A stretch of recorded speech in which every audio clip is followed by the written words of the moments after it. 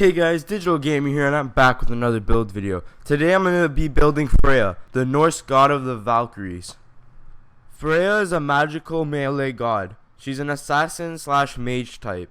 She has high area damage, but she has low defense. When buying items for Freya, you're going to want to start off by getting the Spear of Magus, Boots of Maji, Rod of Tahuti, Bancroft's Talon, Polynomicon, and then the Obsidian Shard. For active abilities for Freya, you're going to either want to get Sprint and Meditation or Purification Beads and Meditation.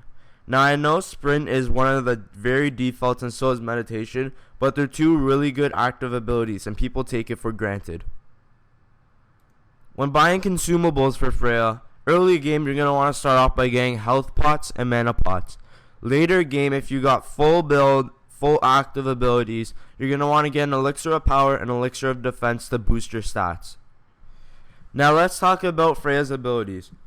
Her passive is Freya's Necklace. It converts 20% of her magical power to physical power, allowing her basic attacks to gain strength as her magical power grows. Freya's one is called Irradiate. Excuse me if I pronounce it wrong. Freya activates a buff for at least 5 seconds that gives her 10% physical lifesteal and makes her basic physical attacks do an additional damage. Freya's second ability is called Pulse. Freya activates a buff for 5 seconds that gives her 10% magical lifesteal and makes her basic attacks ranged that deal an extra magical damage and slowing that enemy by 25%, and all nearby enemies will take extra damage from an area effect. Her third ability is called Banish. When activated, a ground target will appear. Freya will lift the enemies underneath the target for as long as 2 seconds. Freya's ult is called Valkyrie's Discretion. Excuse me if I pronounced it wrong, but Freya uses a cloak of feathers to fly above the battlefield, where she fires down blasts of magical power, doing AoE damage. Now when playing Freya, early game you're going to want to kind of stay back. You're not going to want to just jump in there because of the low defense she has. When she has low mana, you're going to want to go back because her abilities get very mana hungry. And what mana hungry is your abilities will take up a lot of mana really fast. When engaging on enemies, you're going to always want to use your 2 and then your 1. Never your 1 and 2. Using your 2 and your 1 will give you more damage and lifesteal, because your 1 has the physical lifesteal and your 2 will have the magical lifesteal.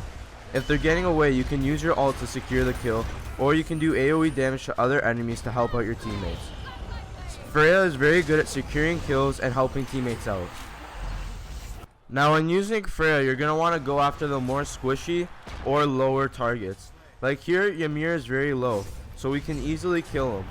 But if Ymir was full health and later game, he would be much more tanky. So you're going to want to go after the lower gods. And by lower, I mean the more squishy. So if they have lower defense, that's what you're going to want to go for. Freya is very good at helping out her teammates. If teammates are getting chased, you can use your ult or you can use your 1 and your 2 to scare them away. In this case, I'm going to be almost dead by Ymir. I used my ult to fly away and do some extra damage.